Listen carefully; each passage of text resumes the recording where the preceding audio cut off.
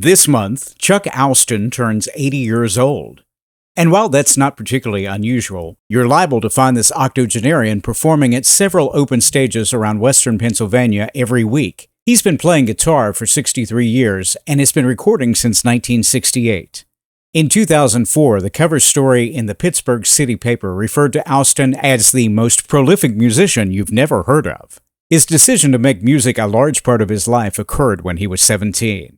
Well, it started out, I went to a record hop at the local Catholic church. The stage opened, and I recognized the rhythm guitar player, who was also the singer. And he's up there wailing away on the guitar and singing. But they played songs like Bo Diddley, which they did twice. They had him come back for an encore because it went over so well. Well, when it was over, I was just stunned. And here I am thinking, this guy and I went to first grade together, and he is a rock and roll star. And I just made up my mind, when I go home, I'm going to start playing guitar. And I got home that night, and I'm singing to myself, Hey Bo Diddley, all the way home. And my dad's tenor guitar was sitting there in the living room. Snuck into my room with his guitar in my hand. I started playing the Bo Diddley beat.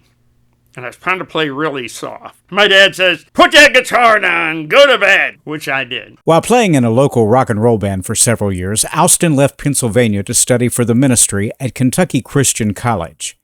It was in eastern Kentucky where he learned to appreciate the genre that dominates his repertoire, folk music, or as it's often termed, Americana. So that takes me up to the folk boom, and then I got into all those folk singers, mostly the rootsy ones, not so much the commercial ones. Groups like the Highwaymen and the Brothers Four and the Kingston Trio. I liked them a little bit more than some of the other ones, but then I started to discover people like Kerner, Ray and Glover and Phil Oakes and people like that, so I got more into a rootsy kind of a background. And then, of course, I still bought blues records. Eastern Kentucky was a great hotbed of real bluegrass music. No drums, no electric bass, just acoustic instruments.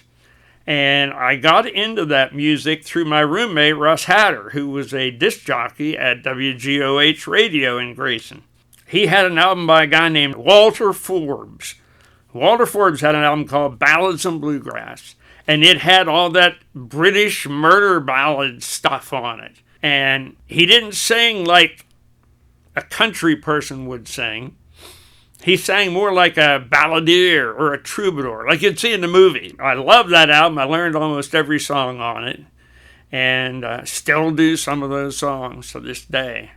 Russ also gave me an album by the Knoblick Upper 10,000, and they did a version of the Cuckoo that I still do. Oh, the cuckoo, she's a pretty bird, how I wish you were mine.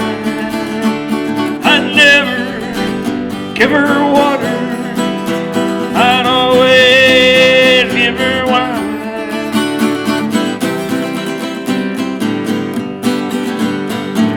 His love of traditional music inspired him to pen his college thesis on the old-time sacred music of eastern Kentucky. His recordings and performances of both religious and secular Appalachian songs garnered him a commission as a Kentucky colonel in 2018 for keeping the music of the bluegrass state alive. Over the years, he has often reinvented himself. After years of recording gospel albums in the 60s and early 70s, Owston embarked on releasing an acoustic blues album in 1975. The whole idea behind it was based on the album Will the Circle Be Unbroken by the Nitty Gritty Dirt Band, with all kinds of bluegrass and country musicians joining them. During that recording session, they just let the tapes run.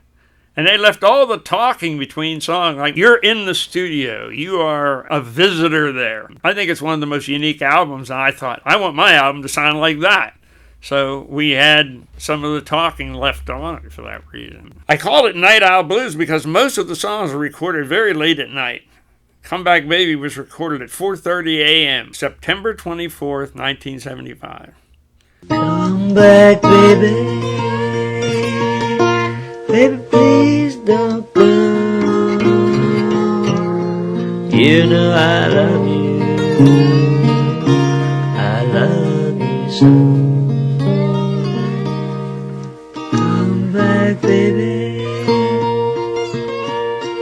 Let's start it over one more time.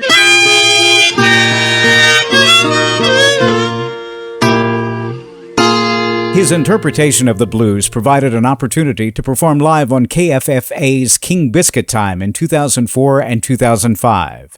On his way to Helena, Arkansas, he recorded a CD of blues and rockabilly tunes at the legendary Sun Studios in Memphis. As he has played rockabilly since picking up a guitar, he had previously recorded 4 sides in the early 80s that became popular in Scandinavia, Germany, and Spain, and were favorably reviewed by Cub Coda in Goldmine magazine. These singles led to his induction into the Rockabilly Hall of Fame.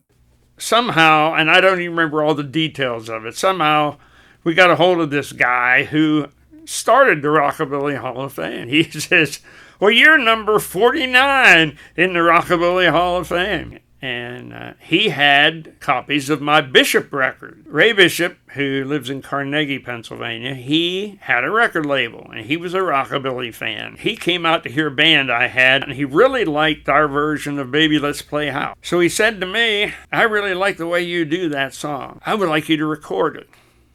Woo! Baby, baby, baby, baby. Baby, baby, baby, baby, baby, baby,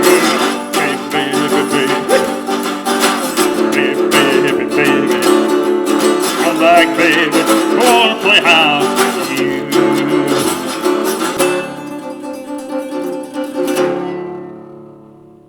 In the late 70s, he recorded his first album of all original material. While Owston has performed around the U.S. and in England, a chance encounter led to one of these original compositions to be used in a 1993 PBS documentary.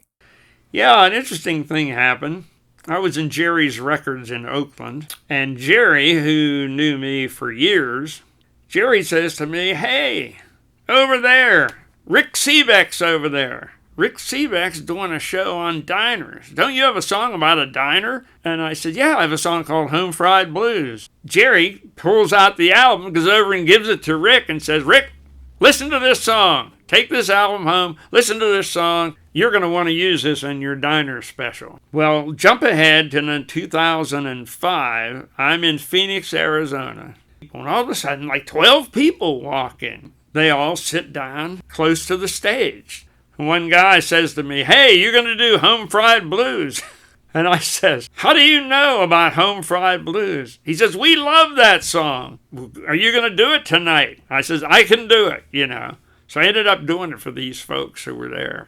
While Owston has numerous other talents that include painting, writing, acting, and preaching, he's best known as a musician, and he continues to record. As Pittsburgh City Paper remarked, you couldn't invent a guy like this. To experience the many musical genres of Chuck Owston, he'll be celebrating his 80th birthday with a free concert at the Bryn Mawr Church of Christ in the Pittsburgh suburb of White Oak, Pennsylvania on July 31st at 7 p.m. Everyone is welcome. Tobacco road, tobacco road. In Beckley, West Virginia, I'm John Sellards.